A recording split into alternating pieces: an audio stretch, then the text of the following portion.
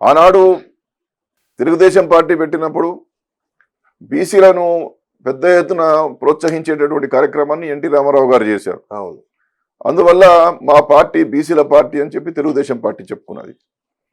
తర్వాత వచ్చినటువంటి వాళ్ళు కూడా రాజశేఖర రెడ్డి గారు కావచ్చు, కొంత బీసీ నాయకత్వానికి కొంత అవకాశం ఇచ్చారు.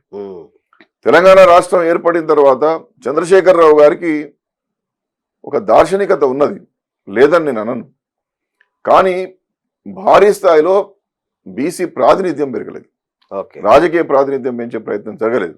కారణాలు ఏమైనా కావచ్చు, రాష్ట్రం చిన్నగా అవడం వలనో, సీట్లు తక్కువ ఉండడం వలనో, అధికారంలోకి రావాలంటే ముందు గెలుపు గుర్రాలనేటువంటి ఒకటి ఉంటుంది కదా, ఆ గెలుపు గుర్రాలను పెట్టుకొని పోవాలనేటువంటి దిశగా ప్రయత్నాలు జరిగినాయో ఏమో తెలియదు. కానీ ఊహించని దిశగా రాజకీయ ప్రాతినిధ్యం పెరగకపోయినా సంక్షేమ కార్యక్రమాలు చేసే ప్రయత్నం చంద్రశేఖరరావు గారు చేశారు.